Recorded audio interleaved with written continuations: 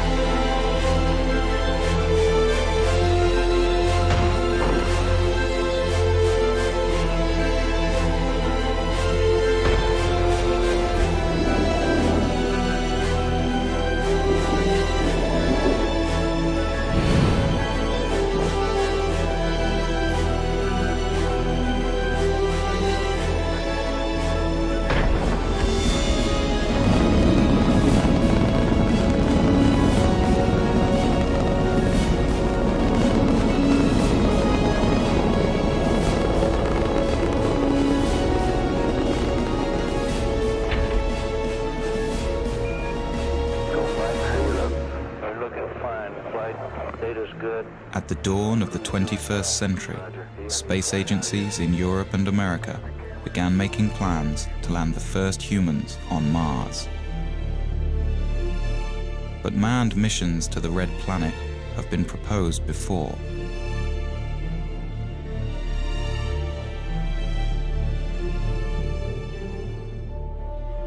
For some, Mars holds the answers to mankind's future in space. Others say Mars is too far, too dangerous, and too expensive for humans to explore. And in a world torn by troubles, some say there is no need, or will, for mankind to reach into space anymore. More than 30 years after the last Apollo astronaut walked on the moon, the American manned space program seems to have lost its way, unable to reach beyond even low Earth orbit. We've got a problem. NASA has been literally going around in circles with its space program for the past 30 years. Astronautical engineer Dr. Robert Zubrin has been arguing for years that sending humans to Mars is the mission the space program needs. It's time that we set goals for NASA that were worthy of the risks of human spaceflight. Mars is the next logical step in our space program. It's the challenge that's been staring us in the face for the past 30 years. It's the planet that's most likely Earth. It's the planet that has on it the resources needed to support life and therefore someday technological civilization. It's the planet that will provide us with the answer as to whether life is prevalent in the universe or exclusive to the Earth. And it's the planet that will give us the critical test as to whether humanity can break out of the planet of our birth and become a spacefaring species. In the early 1990s, Zubrin was the head of the Mars Direct program at Martin Marietta Astronautics. His team developed a mission to Mars that could be done at a fraction of NASA's projected costs. Using only existing technology, Zubrin argues that the first steps on Martian soil could be made within 10 years. There is absolutely nothing in this that is beyond our technology. We are not ready to send humans to Mars right now. We don't know how to keep them alive. There are people out there who say we can go to Mars tomorrow. One of my requirements, one of NASA's requirements, is that if we send humans to Mars, we bring them back alive. For the past 15 years, Zubrin and his colleagues have waged a campaign to convince society and the political class that humans on Mars should be the goal for NASA now. This is the story of our cold neighboring planet and the debate over whether man's fate is tied to the red world. It's the story of an engineer's journey and the battle of ideas over which direction in space will truly benefit mankind. We're at a crossroads today. We either muster the courage to go or we risk the possibility of stagnation and decay. The victor in this debate could determine the fate of mankind. Will we become a spacefaring species? Will we live on more than one planet?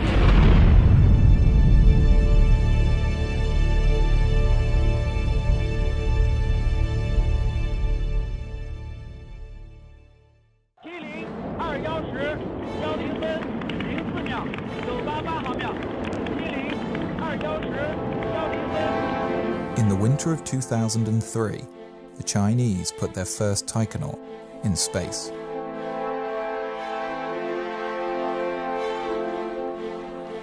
The Chinese Space Administration plans to begin a manned program of moon exploration by 2017.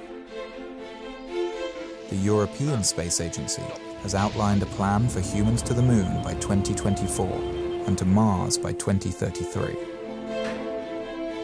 And the Russians, building on years of experience, are conducting tests for long-duration Mars missions. In America, with the impending retirement of the shuttle fleet and the completion of the International Space Station, the Bush administration announced in 2004 the Constellation Program, on the moon, a plan that would return Americans to the moon by 2020. But the program was never fully funded and was eventually cancelled. In 2010, the Obama administration announced its vision for NASA and human Mars exploration. By the mid-2030s, I believe we can send humans to orbit Mars and return them safely to Earth. And a landing on Mars will follow, and I expect to be around to see it. With a new timeline for humans to Mars sometime after 2035, and with administrations changing every 4 or 8 years, it is far from certain that such a plan will be realized. 20 years earlier, the first President Bush also proposed a long-term human exploration program, under great fanfare. The program quietly died in Congress a few years later. If you want to go to Mars, you cannot do it in 30 years. You can't do it in 20 years. You've got to do it in 10 years or less from program start, or you're more or less guaranteeing political failure. To date, only the Apollo moon program, which was announced in 1961 and had men on the moon 8 years later, has succeeded in getting astronauts beyond low Earth orbit.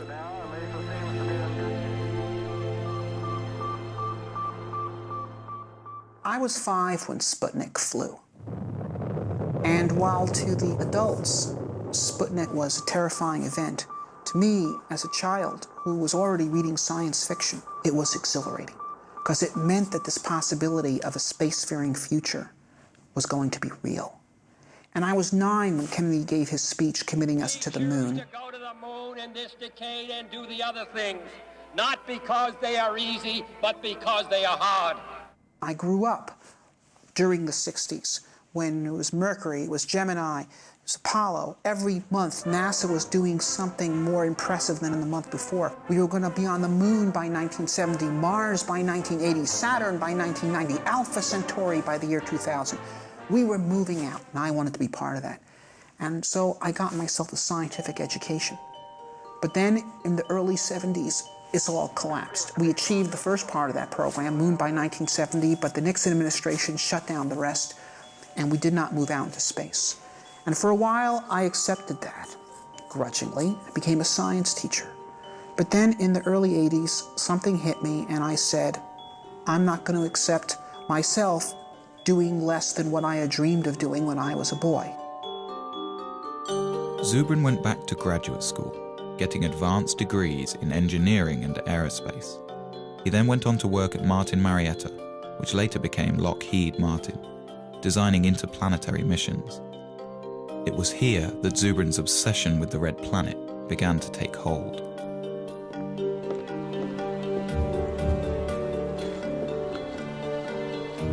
While at Martin in the 1990s, Zubrin and his colleagues developed a plan for sending humans to Mars that changed NASA's thinking on the issue. But the plan has languished on the drawing boards ever since. Now, as president of the Mars Society, Zubrin is at center stage in the debate over the future of manned spaceflight.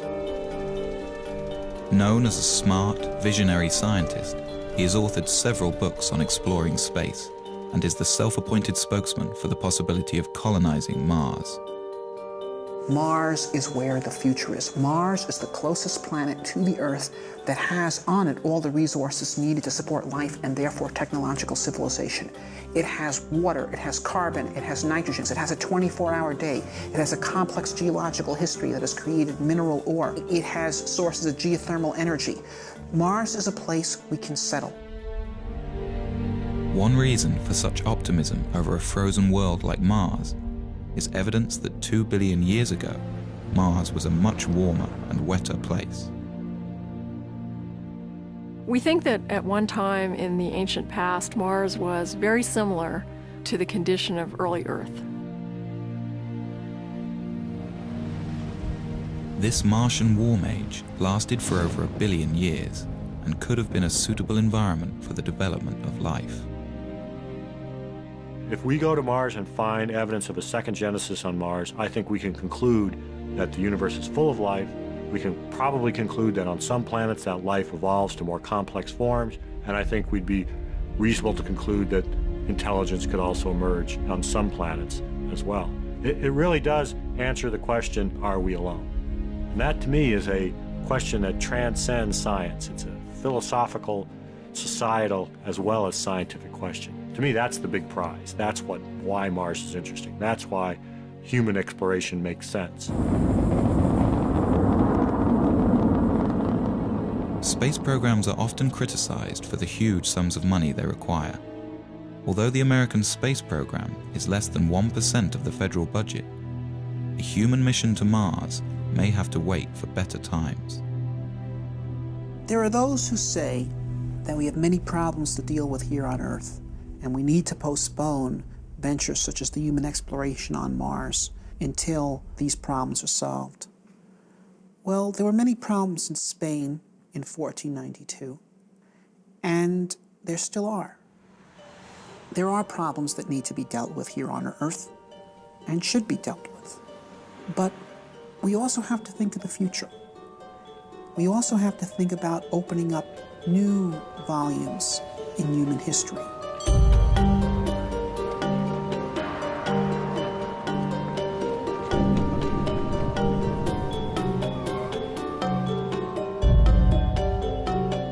I believe that it's essential for a positive human future that humanity expand into space.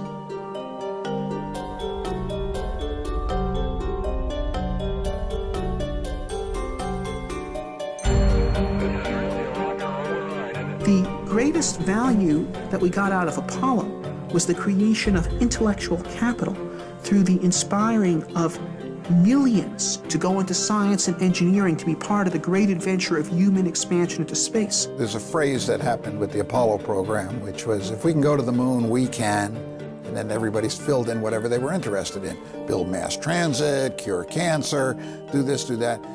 The point is, it did give us a sense that we could accomplish great things. It did bring out the best of us. We excited a generation of engineers and scientists.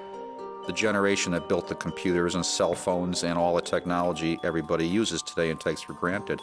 If we set humans to Mars as our goal, we'll get millions of new scientists that will create new inventions, new industries. This is the enormous payback, and we can get it if we set the kind of challenge that will inspire the youth. To Zubrin, civilizations, like people, thrive on challenge and decay without it. We have everything we have today because of our predecessors who had the courage to leave the world of the known and go out into the wilderness and build new cities. And if we stop being people like that, then we will hand down much less to our posterity than our ancestors handed down to us. So there's the choice in life. One either grows or one decays. Grow or die. I think we should grow. History proves that we have never lost by pressing the limits of our frontier. In the summer of 1989, the first President Bush announced the Space Exploration Initiative, directing NASA to draw up long-term plans to get humans back to the moon and begin developing a program of manned Mars exploration. At Martin Marietta, Zubrin and his colleagues looked forward to moving NASA's space program outwards after 2 decades in low Earth orbit. Of course, we were very excited when Bush made his call saying that he was making a national commitment to implement such a program. NASA assembled a large team to take on the space initiative. In 90 days, the team developed a 30-year plan that required an enormous buildup of space infrastructure. What the NASA bureaucracy decided to do was basically design the most complex mission they possibly could in order to make sure that everyone's pet technology would remain mission critical, which is the exact opposite of the correct way to do engineering. First, NASA would triple the size of the planned space station and add enormous hangars, as well as free-floating fuel depots, checkout docks, and crew stations. Then, on the Moon, they would construct more shipbuilding facilities, bases, and depots. Next, the Moon crew would construct the Mars ship, a huge craft dubbed by its detractors as Battlestar Galactica. This ship would carry everything to Mars over an 18-month flight. Once in Mars orbit, a small group would descend to the surface, spend a few days, then plant a flag in the ground and go home. The plan became known as the 90-day report. To those of us at Martin who had been engaged in designing Mars missions, when they saw the monstrosity of complexity of the 90-day report, we were dismayed, and it was readily apparent to anyone with any insight that that program would fail politically. The plan was submitted to Congress. The estimated cost, $450 billion. The legislators went into sticker shock. This would have been the single most expensive program for the United States since World War II. By the end of 1990, Congress had refused all requests for SEI funding. When the realization came that SEI was doomed, Zubrin wrote a memo to his colleagues at Martin Marietta, outlining his problems with the NASA plan and arguing for a more direct approach. Zubrin favored launching a Mars mission directly from the surface of Earth, using only existing rocket technology. This negated the need for a lunar base and avoided the complexity and cost of building ships in space. He also objected to NASA's plan for a short surface stay on Mars, a mission that would amount to little more than a flag and footprints exercise. To Zubrin, we were going to Mars to explore and develop a new world. To maximize surface time, Zubrin proposed using a faster flight path, known as a conjunction-class mission. This would mean a crew could arrive on Mars after only a 6-month journey. They would then remain on the Martian surface for a year and a half. This would give the team time to explore a wide area and conduct detailed research about the planet. Then, as the Earth return window opens, the crew would launch from Mars for the 6-month trip home. Zubrin was convinced that a simplified, more robust and cost-effective mission could be designed using these principles. Along with several like-minded colleagues, Zubrin decided to ask management at Martin to allow them to design alternative Mars missions. The management approved that, and we formed a team. It was known as the Scenario Development Team, of just 12 people from the whole very large Martin company. One team member, whose thinking was closely aligned with Zubrin's, was David Baker. I went off to my office and said, all right, how would I do a Mars mission if I had to pay for it and I had to go on the ride? And I said, well, it's going to be simple. There's going to be no on-orbit assembly. I really tried to take everything out of the mission that didn't absolutely need to be there. While the rest of the team focused on longer-term, more traditional mission plans that required on-orbit assembly, Zubrin and Baker decided to collaborate on a mission that could be done near-term. We decided to do Mars the way Lewis and Clark did America. Okay? Use local resources, travel light, live off the land. Zubrin and Baker were convinced that a Mars mission could be launched directly from the ground. The other team members felt this was impossible, that the weight of the rocket fuel required for a round trip to Mars was so enormous it would render the launch ship impossibly heavy. To solve this problem, Zubrin was exploring a radical idea that had been kicked around the aerospace industry since the 1970s.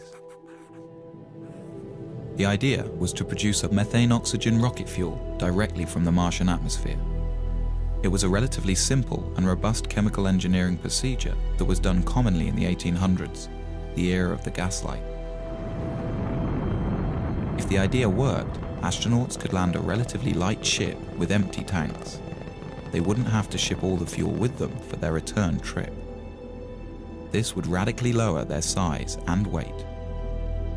The only problem was methane-oxygen fuel requires a hydrogen component. Hydrogen exists on Mars in the form of H2O, but water may be difficult or impossible to extract from the Martian environment. Really, the hydrogen was only 5% of the total weight of the methane-oxygen propellant being manufactured. So if you just say, okay, we won't be pure, we won't get all of the propellant from Mars, we'll just get 95% of the propellant from Mars. The other 5%, the hydrogen, we'll just bring from Earth. Another fundamental resource that could be extracted from the Martian environment is oxygen. A second processing unit could separate oxygen molecules from the thin carbon dioxide atmosphere, providing breathable air for a Mars crew. If used intelligently, the same resources that make Mars interesting are precisely what could make it attainable. Baker and Zubrin had greatly reduced their mission mass, but they still found their ship was too heavy and would require 2 launches and assembly in space. Then Zubrin hit on an idea. Well, one of the key events of the Mars Direct development was one morning Bob burst in my office and said, "I've got it." The idea that I finally hit on in 1989 was that we would split the mission up into 2 parts, and we'd send the return vehicle out first with its own return propellant plant. So the propellant would be made on Mars before the first astronauts ever left Earth. With 2 separate direct-to-Mars launches, a human crew would have a fully fueled ship waiting for them on the surface of Mars before they ever left Earth. So Zubrin and Baker had come up with a plan that seemed to accomplish all of their goals. It was relatively inexpensive, development time was short, they could use existing technology, and it allowed for a long stay on the Martian surface. They dubbed their idea Mars Direct. SSC disconnect, enable on. 35. Let guys go. Hydraulics go. Aboard an Ares rocket is the Earth Return Vehicle, or ERV. No one is aboard this ship. It will pave the way for the astronauts who, years later, will use the ERV to return to Earth. 1. Liftoff.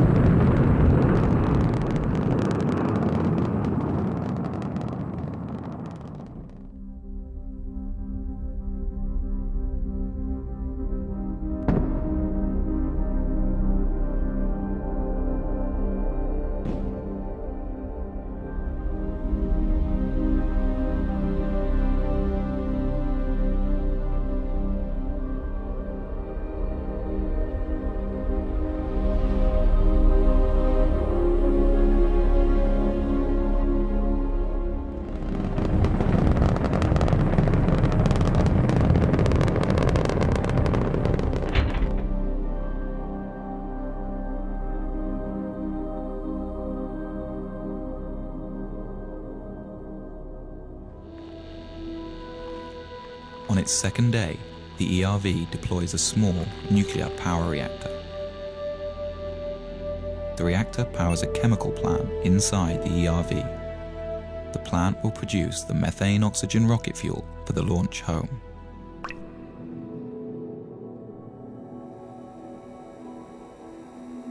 Nearby, a second robotic rover is guided to a pre-picked landing site for the human crew. It places a radar transponder to help guide the astronauts in.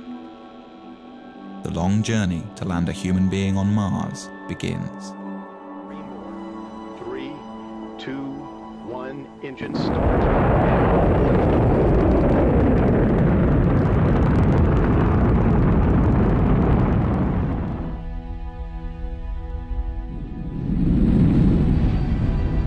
Carrying the most skillfully assembled flight team in history, 4 astronauts begin their 2.5-year mission to the Red Planet. This will be the first time a human has gone beyond the Earth-Moon system, 250 million miles farther than any person has ever been.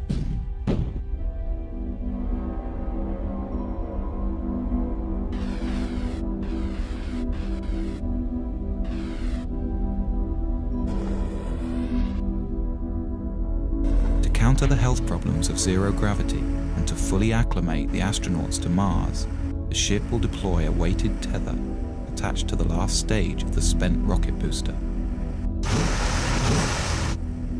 By thrusting the ship into a rotational spin, the counterweight of the rocket will create centrifugal force and thus artificial gravity. The crew will be able to live with their feet planted firmly on the floor during their 6-month transit. But the HAB is not entirely alone on its journey. Just ahead of it is a second ERV, identical to the first. Launched just a few weeks prior to the HAB, it will prepare the way for a second human crew that will follow 2 years later. It can also function as a backup for the first mission, if anything should go wrong.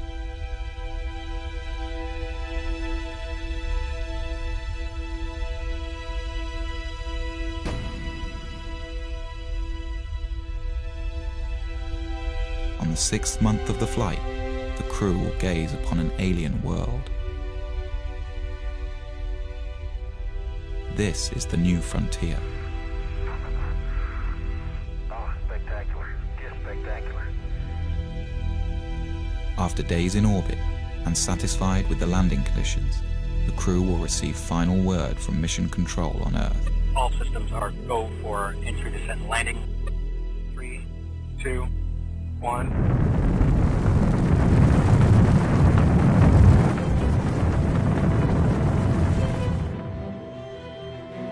It will be a tense 40 minutes before people back on Earth get the signal from Mars and know if everything has gone well.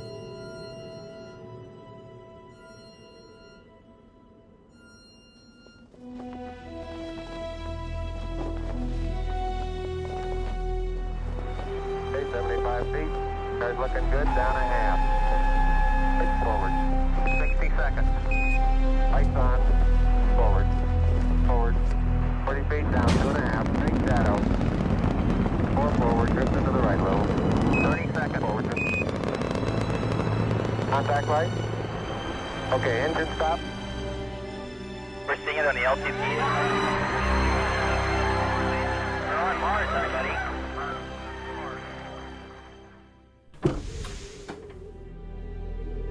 For more than 500 days, the astronauts will live on Mars and embark on one of the greatest journeys of discovery in the history of science. Will they find life? Or the fossilized remains of past life?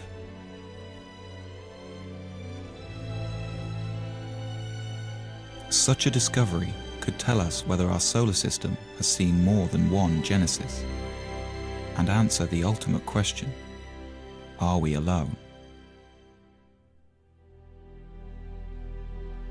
In any case, these explorers will be learning how feasible the colonization of Mars really is, and whether or not mankind has a future among the stars.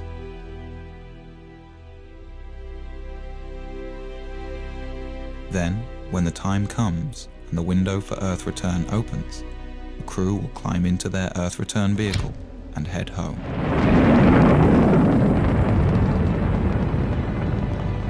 They will arrive home heroes, the first to stretch the limit of man's expanse from one planet to another, their names added to the list of great explorers of new worlds. In their footsteps, others will follow.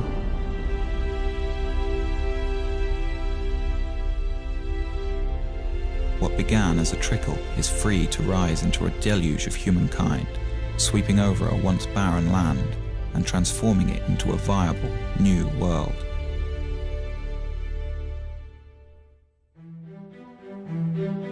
When Baker and Zubrin presented Mars Direct to their bosses at Martin, they expected the worst. To their surprise, management was excited about it. They liked the fact that everything needed was relatively simple and near-term. As time went on, Martin Marietta embraced Mars Direct as their creation and put Bob and I on an airplane to several NASA centers to present Mars Direct and try to build some momentum for it. Baker and Zubrin flew to the Marshall Space Flight Center in Huntsville, Alabama. This had been one of the original design hubs for the Apollo moon landings, but recently many of the engineers had become demoralized by the failure of NASA's SEI program. Tag team style, Baker and Zubrin presented their alternative mission architecture. The response was thrilling. The old-school Apollo crowd embraced it. This was a plan that actually made sense and was within reach. Baker and I gave a number of briefings. The first was at the Marshall Space Flight Center. Next was at Johnson. These people were incredibly excited. Over the next few weeks, Zubrin and Baker were flown around the country, pitching to all branches of NASA. And everywhere they went, the response was electric. The plan was standing up to scrutiny, and groups all over NASA were converting to Mars Direct. Their tour culminated in a public presentation to the National Space Society. The crowd gave the two aerospace engineers a standing ovation.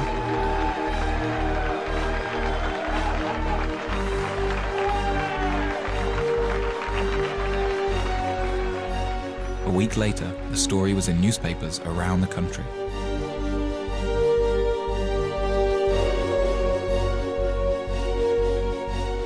But a counterattack was beginning to form within NASA. The space station teams and many in the advanced propulsion groups were against the idea. Since Mars Direct didn't need their programs, they felt under threat. As quickly as doors opened for Zubrin and Baker, they began to close. NASA didn't want to pursue a Mars mission at that time. They didn't want to be derailed by a bunch of Mars fanatics that thought that their idea of what NASA should do should overwhelm what NASA thought NASA should do. What we did in Mars Direct was literally come up with the leanest solution, the one that involved the least spending on an assortment of technologies and infrastructural elements, including, for example, we made no use whatsoever of the International Space Station. And so people involved in all those programs were very upset because we were showing that you could go to Mars without their program being required. And they felt that we were de-justifying them. The NASA administration rejected Mars Direct. The two engineers were outsiders again. But Zubrin remained determined. Bob had grabbed hold of it, and I could see that it was his, and no matter what I did, he was going to do what he was going to do. And he was going to be a proponent for it and push it, and I really saw my role sort of evaporate. It's a little bit like being a dim planet next to a bright star around him in terms of his enthusiasm, and you really can't compete with that. All you can do is decide how you're going to deal with it. By February 1991, Baker quit Martin to start his own firm. Zubrin battled on. For the next year and a half, Zubrin tried to get NASA to pay attention, giving speeches, writing papers, but Mars Direct's time seemed to have passed.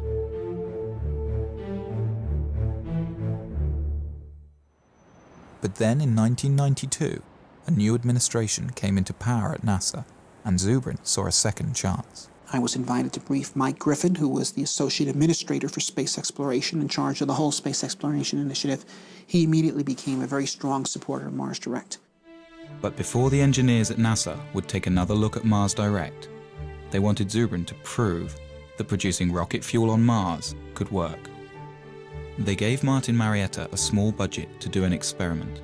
Zubrin and his team built a machine called the In Situ Propellant Plant.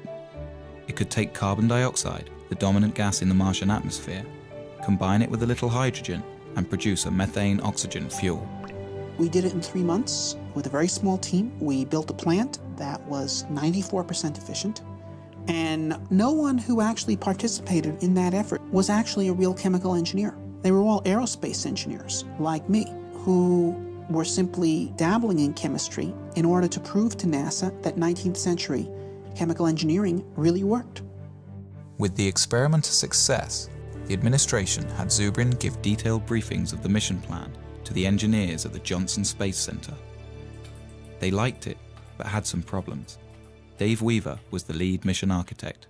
There were a number of things that we were concerned about with Bob Zubrin's mission. First of all, we thought his estimates of mass were probably too optimistic. Didn't have sufficient margins for a variety of things, not the least of which would be things like provisions for the crew, the amount of water that would be required. We thought his ascent vehicle was very large, which meant his power requirements, his propellant requirements were much larger than needed to be. His trip times out were too long, and that for very little effort you could get them shorter. The other problem was the size of his crew. He had a 4-person crew. I think virtually every study that's been done says that a 4-person crew for a 3-year type of mission is probably not realistic. Weaver took Zubrin into his office, and the two men worked out compromise mission architecture. First, Weaver wanted 3 launches for every mission instead of 2. The first year, 3 ships would launch: a MAV, Mars Ascent Vehicle, an unoccupied HAB, and an ERV, Earth Return Vehicle. The HAB and MAV would land on the surface and begin producing fuel for the return flight and air for the crew. These craft would spend 2 solitary years on Mars, allowing NASA to test all of the systems before sending a human crew. Then, in the 3rd year, 3 more ships would launch, this time with the HAB occupied by astronauts. The other 2 ships are for a future mission, unless needed as a backup for this crew. Once on Mars, the team could also utilize the first HAB. Then, after a 1.5-year stay, the crew would climb aboard their small capsule and rendezvous with the return ship. This ship would carry them back home in a roomier environment than Zubrin's ERV. Zubrin called the plan Mars Semi-Direct. NASA called it the Design Reference Mission. They had a larger crew than we had. They had bigger ships. They had more equipment. They had heavier equipment. So they had to do the mission in 3 launches instead of 2, but it was done with the same principles of Mars Direct. The plan was subjected to the same cost analysis that tagged the 90-day report with a $450 billion price tag. The Design Reference Mission came back at a fraction of the cost, $55 billion. Spread out over 10 years, it could be done within NASA's existing budget. The plan made the cover of Newsweek. Here was a mission architecture that was affordable and could be done today with existing technology. But NASA's astronauts have not left low Earth orbit since.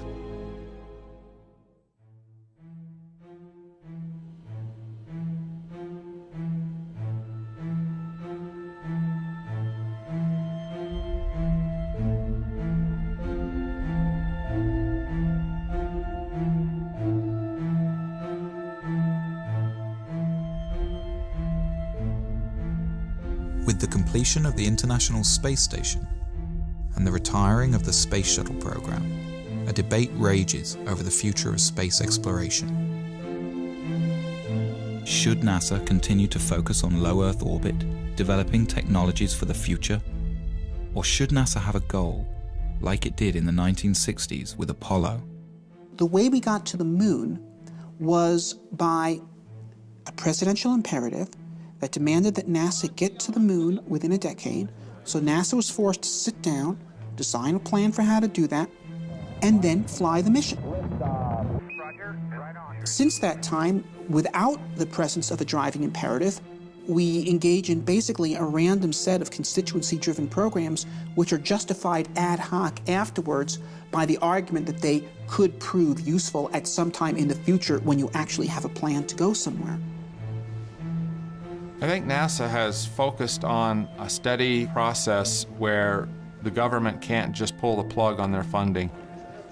I think the Apollo cancellation was very traumatic for NASA, and it really transformed NASA from what it was in the 60s to more of what it is now. If you have a singular program like going to Mars, then it is very vulnerable to having its funding pulled. NASA must be destination-driven. It is the only thing that allows the agency to be productive. NASA was 100 times more productive when it was destination-driven than in the period that it has not been. And we have stagnated in NASA since 1973. 30 years, more than a generation, has been wasted.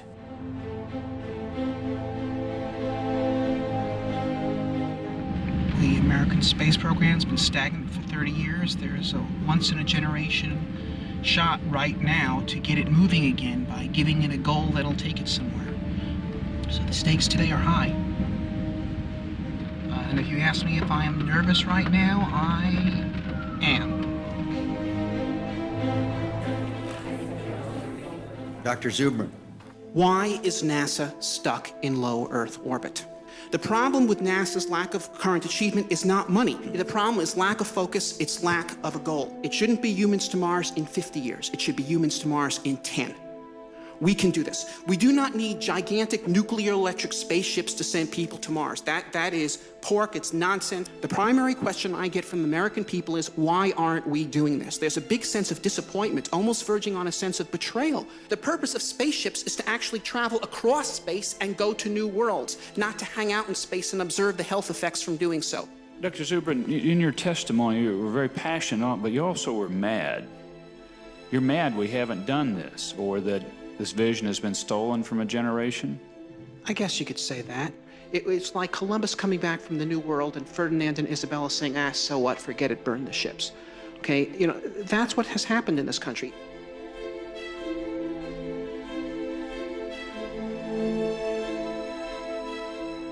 We've won our point that there needs to be a destination.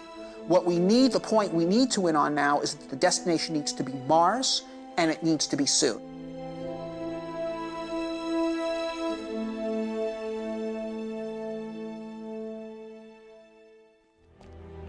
The movement to send humans to Mars in the near term began at the University of Colorado in 1978. A graduate student in astrogeophysics named Chris McKay gave a small seminar on the possibility of introducing life to Mars.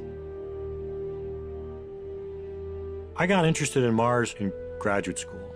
I entered graduate school the same year that Viking landed on Mars and sent back these images, and it sent back data that showed all the elements needed for life are here on this planet, and yet there's no life here. I thought, that's odd. It's sort of the lights are on and nobody's home. And I thought, well, that's curious. So some of my other grad students and I, we sort of got together to talk about, well, if there's no life on Mars now, could we put life there?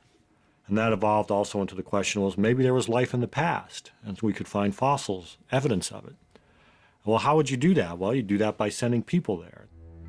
Together with fellow graduate students, the group decided to put together a small conference to discuss the matter of human Mars exploration.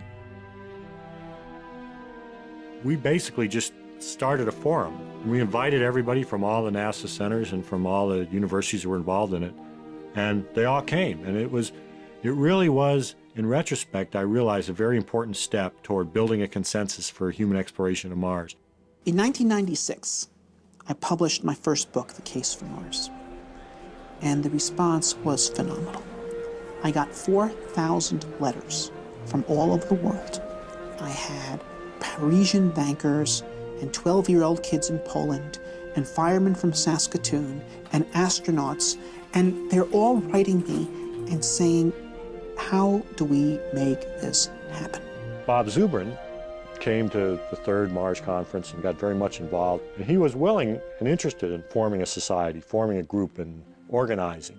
He said, look, if we could pull these people together, if we can get them to work together, we could have a force that could actually make humans to Mars happen. The group formed the Mars Society. Robert Zubrin became the president. They held their first convention in 1998. The convention was just magic. We had no idea how many people were coming. They were there not just from the United States and Canada and Europe. They were there from Israel. They were there from Mozambique. They were there from New Zealand. It was astonishing.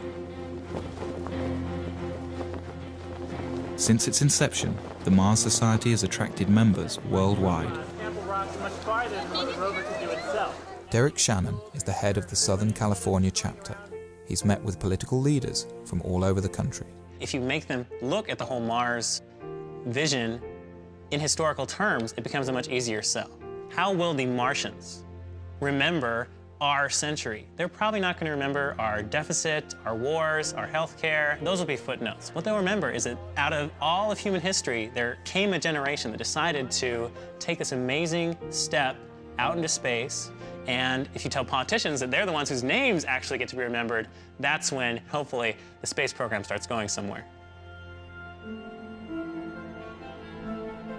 In order to further the knowledge necessary for a manned mission to the Red Planet, the Mars Society has been building research stations around the globe, all of them based on the design of Zubrin's HAB module. Most recently, the Society set up a desert research station in Utah. Here, international researchers and aerospace students come to do experiments under the harsh desert conditions and learn what's necessary to keep a Mars crew alive and productive. Basically, what we're doing here is undergoing analog studies. Crews of up to 6 people at a time come together to live in a full simulation environment for up to 14 days. So what that means is every time we go outside the HAB, people have to don spacesuits. They have to depressurize. When we go outside, they're called extravehicular activities. They can only be of a certain duration due to the air supply. We have to recycle all our water and basically have our own food as well.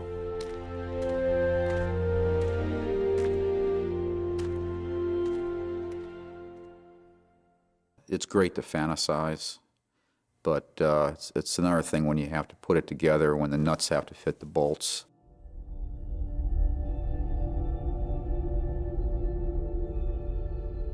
Like the Apollo missions to the Moon, sending human beings to Mars will mean putting people in harm's way. There are many dangers in outer space, and many things could go wrong. A serious equipment breakdown could doom the crew to their deaths. Some argue that the risk of failure is simply too high. You know, back in the days when medieval man was looking out from Europe and thinking about exploring the world was unknown, and map makers populated their maps with dragons. We've got the same thing today. There are people who are afraid to go out into space, and they've populated their maps of the solar system with dragons. You know, we've got cosmic radiation, we've got zero gravity, we've got back contamination. But these are dragons that we can take on.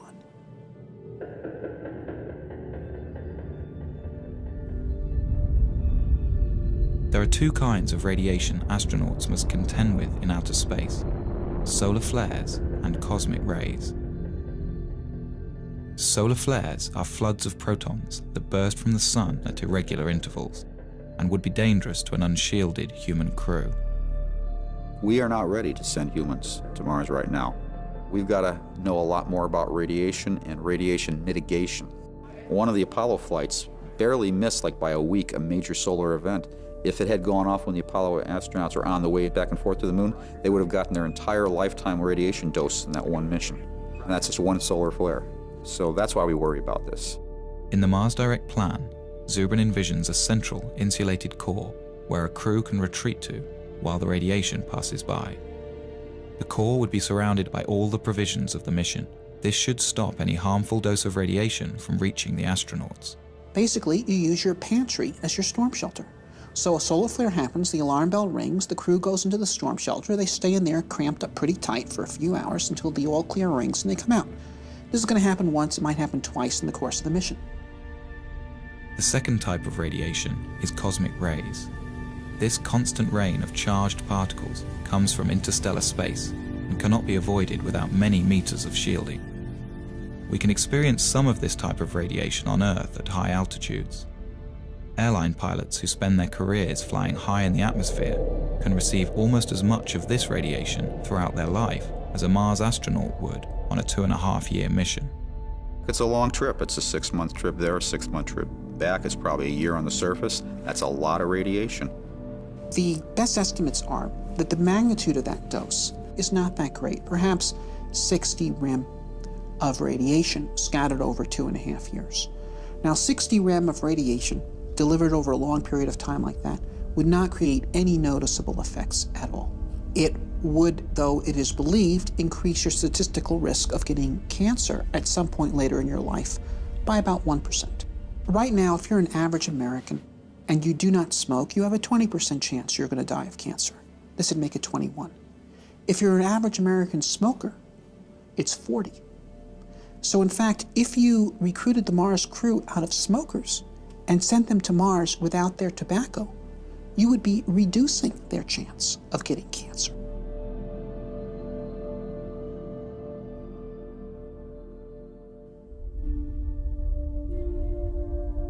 With the immense distance from Earth, never before experienced by a human being, with the constant dangers of outer space surrounding their small, life-sustaining craft, and with nowhere else to go, the psychological impact on a crew could be severe. Fear is real. I mean, it would be, to me, abnormal for a person to not feel the fear of getting on a rocket and launching into space and going to Mars. So I think fear is a very normal thing that all astronauts, in fact, are supposed to have. And I would be afraid to fly with someone who does not have fear. Some psychologists worry that cabin fever could set in, and the crew might literally go crazy. The human Mars mission is a more rigorous and difficult condition than most of us experience in daily life. But it is hardly a more difficult situation than many people have endured throughout human history. We could compare the Mars crew to the crew of 19th century or prior sailing vessels, many of whom were away from home for 3 years or more than 3 years, under conditions in which they're eating extremely bad food, without any medical knowledge to support their health, commanded by brutal officers. In every respect, the crew of a human Mars mission, with the full support of mission support and the whole world cheering for them and great rewards awaiting for them in life upon their return, is in a vastly superior condition. The Mars Direct crew will spend most of their time inside the 2-story HAB, carefully designed to promote psychological well-being despite the confinement. The space where I think everybody would spend the most time, just like a lot of homes on Earth, would be the galley wardroom area. There would be chairs, a table, and some kind of large screen for entertainment. You would have individual staterooms about 4 or 5 feet wide. The ability for them to communicate with loved ones, with colleagues on Earth, I think will be almost unlimited. A Mars crew will need to be carefully chosen and thoroughly tested to ensure their ability to handle the extreme isolation. Wow, what a place. What a view, isn't it, John? It's absolutely unreal. John Young, who went to the moon, used to say that he could cover the Earth by just lifting his thumb up to it. And he says that when you go to Mars, you are going to redefine the concept of loneliness. And so it is very important that the crew be well-balanced and well-chosen so that they can support each other. Whoever gets picked to go, they will have to learn to live together for 2.5 years. If you put out a call for volunteers for the first crew to Mars, they'd be lined up coast to coast. Most people recognize what's left after you go is the good you left behind. And to take part in an adventure of this character, of such a historic character, of extending the reach of the human species, this is something of immortal significance.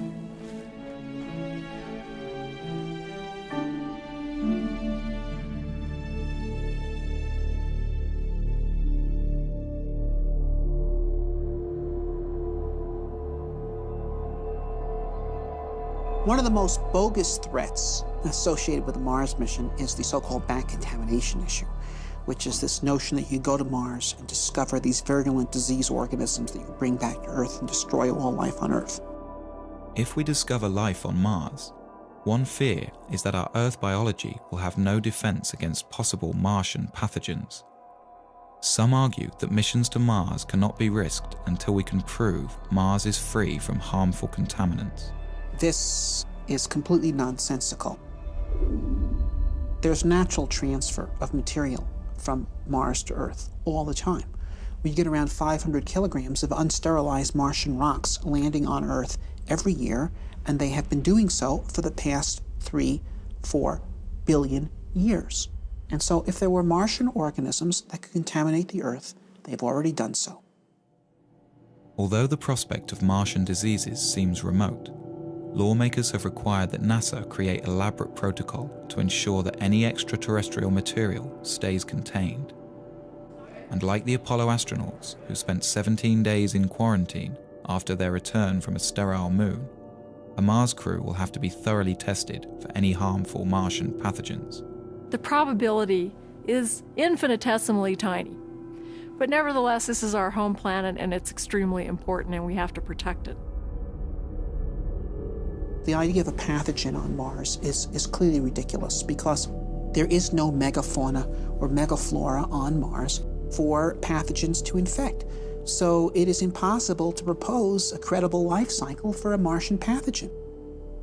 The diseases that afflict us have been co-evolving with us and our ancestors and near relatives for the past 3 billion years, and they are specifically designed to live inside the habitat of the human body and to overcome its defenses, and they've been engaged in an arms race with the human defenses for those 3 billion years. This is why humans do not get diseases from distantly related species. For example, I don't know of any person who has ever contracted Dutch elm disease, and trees don't get colds.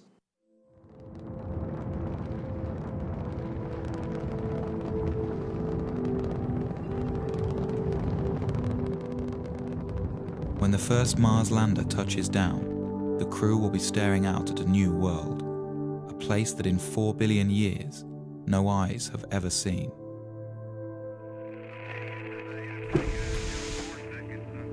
The crew won't be alone.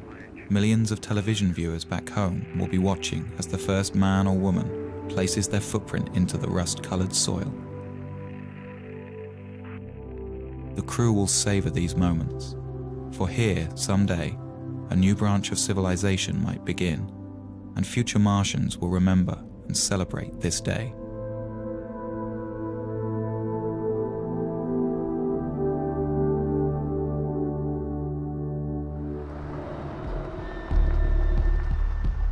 There is much for the crew to do and explore. One of their main mission objectives will be to search for signs of microscopic life.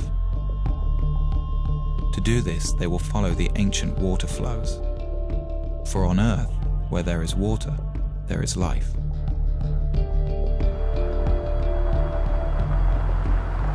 To help the crew in their search, they will have a pressurized rover that allows them to explore in a comfortable shirt-sleeve environment.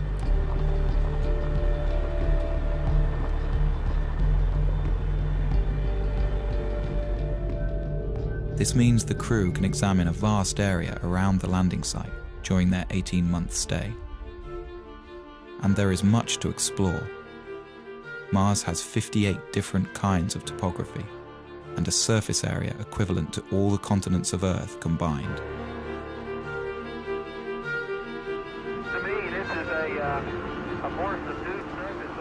If these explorers can uncover the fossilized remnants of indigenous Martian life, they will redefine mankind's understanding of its place in the universe. For if life arose separately on a planet so close to our own, it strongly suggests that the universe is a biologically rich place and full of life.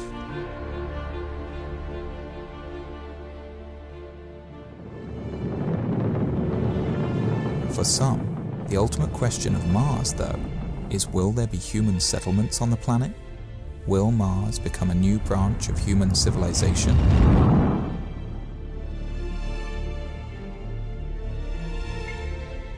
As each subsequent Mars mission explores a wider and wider area of the planet over several years, an ideal site for a base will be found, probably one with a thermal vent that can supply water and power. At that point, several HABs will be landed in this one spot, with crews that plan to stay for 4, 8, or even 12 years. The HABs will be interconnected, and a permanent human presence on Mars will be established. This scientific community will have to learn to become self-sufficient, to be able to survive on Mars without supplies constantly being sent from Earth. But unlike any other planet in the solar system besides Earth, Mars has all of the fundamentals needed to make this possible. Its 24-hour and 37-minute day is critical for growing plants. It has all of the elements necessary for creating building materials like plastics, metals, and glass. And it has oceans of water frozen into the soil. If we can develop this craft of living on Mars, then Mars becomes inhabitable. Not immediately physically, but intellectually. I mean, look, what determines whether an environment is habitable or not? Is Colorado habitable? We're not naturally adapted to live in Colorado. We're tropical animals. No one could survive a single winter night here without technology, such as clothing, efficient use of fire. We invented our way into becoming people that could colonize such hostile environments.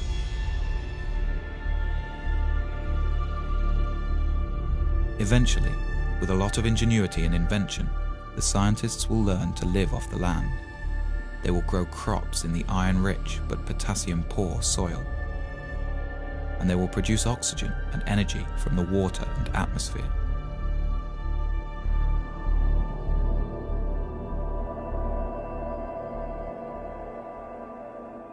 Sooner or later, children will be born, the first true Martians. They will grow up to see Mars as their home. With time, more and more people will arrive. These won't only be scientists, but settlers, people who plan to stay.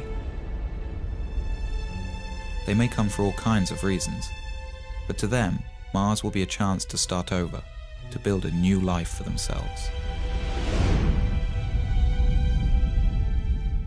The well of human social thought is not exhausted by the present age, and I don't think will ever be exhausted. There will always be people with new ideas on how humans should live together.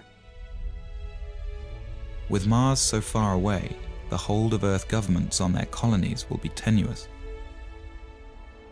The Martians will need to govern themselves. Mars is not going to be a utopia. Mars is going to be a lab. It's an open frontier. It's a place where things are going to be tried out. I think we'll see a lot of noble experiments on Mars. Perhaps some of these Martian colonies with their novel ideas based on the best thought the 21st century has to offer, maybe they'll find ways in which humans create society that are more humane and offer more opportunity for human potential.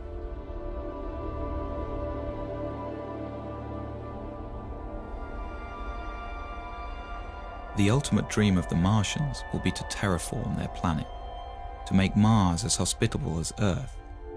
This may not be as big a fantasy as it seems. Here we are on Earth, a world that's very sophisticated and developed and complete. And anything we do is just a subtraction. It's because we live in such a biologically rich planet. When we go to Mars, we have an opportunity that we don't have on Earth. Here's a planet that's died. Here's a world that's not full of biology, probably doesn't have any at all. Well, there, we can actually do something to help. Once there are large human settlements on Mars that will have significant industrial capability, we could actually start addressing ourselves to the question of transforming the Martian environment itself, terraforming Mars, as it's called, because Mars was once a warm and wet planet, and it could be made so again through human engineering efforts. With daytime temperatures in the Martian tropical zone averaging around 0 degrees centigrade, and with an atmosphere only 1% as thick as Earth's, exposure to these elements by a human without a spacesuit would be instantly fatal. The first step to terraforming Mars and bringing it back to life will be for the Martian colonists to warm up their planet. Well, we know how to warm up planets. We're doing it on Earth. by putting gases in the atmosphere. On Earth, it's not a good idea to warm up the planet. The temperature was just fine, thank you. We don't need it any warmer here. But in principle, if you could trap the sunlight reaching Mars today, every single photon that's hitting Mars would warm up in about 10 years.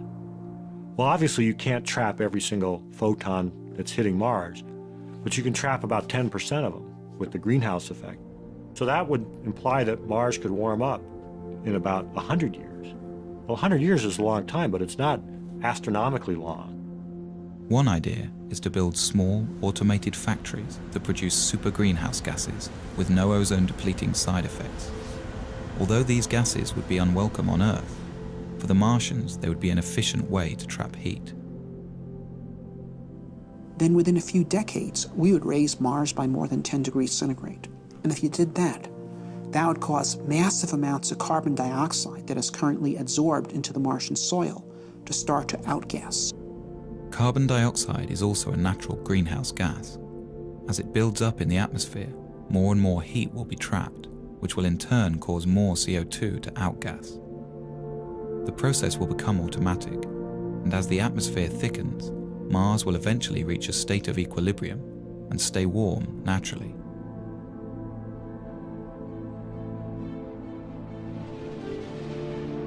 The rise in air pressure would mean that the human colonists could discard their pressure suits and walk around the surface of Mars carrying only a supply of oxygen.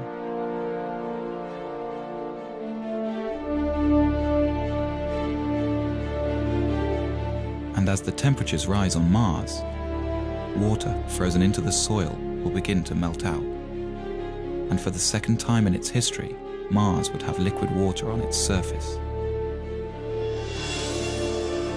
Dry Martian rivers will start to flow. Seas will rise, and there will be rain clouds in the skies.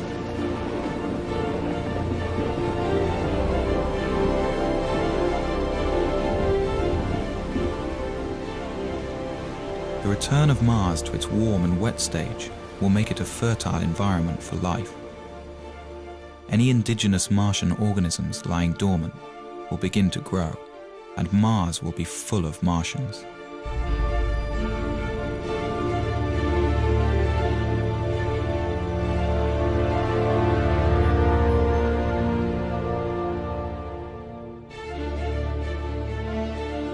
If no native life emerges, or that life is all dead, then humans could begin addressing the idea of bringing life from Earth. At first, it would be simple organisms, perhaps genetically engineered, that would thrive in the Martian environment. Then more complex plants could be introduced. The plants would be right at home in the carbon dioxide atmosphere, and with no competition and a whole planet to cover, they could transform Mars into a green world.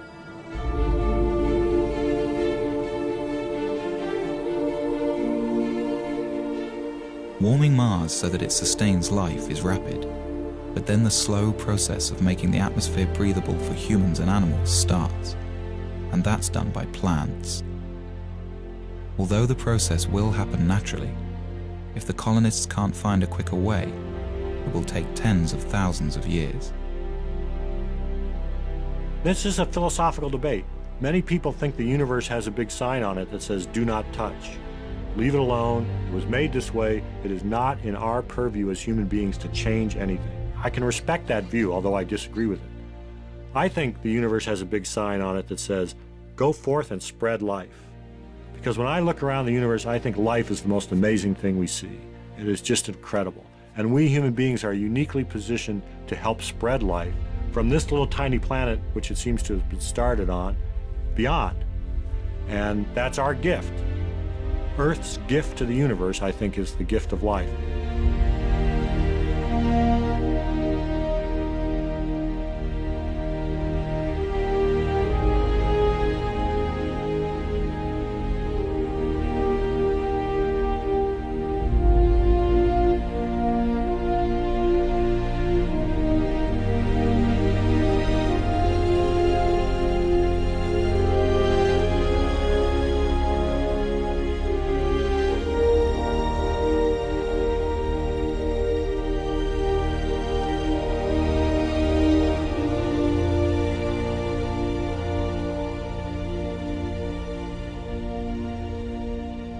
This scheme for terraforming Mars is based on 20th century notions of engineering.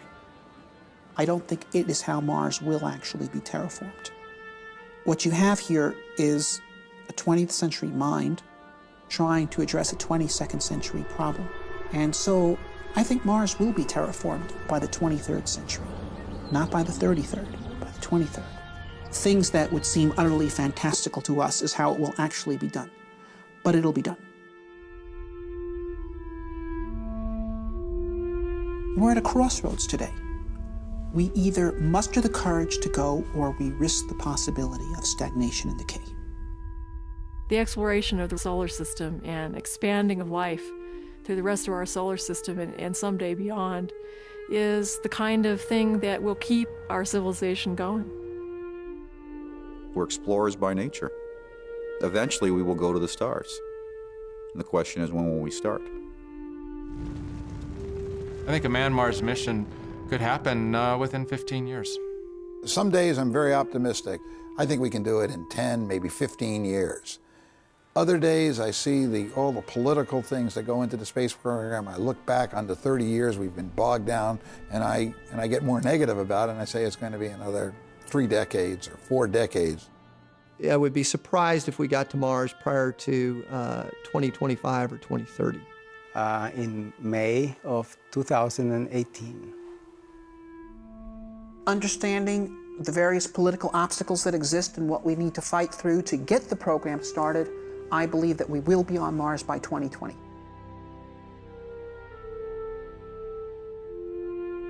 You have to believe in hope. You have to believe in the future.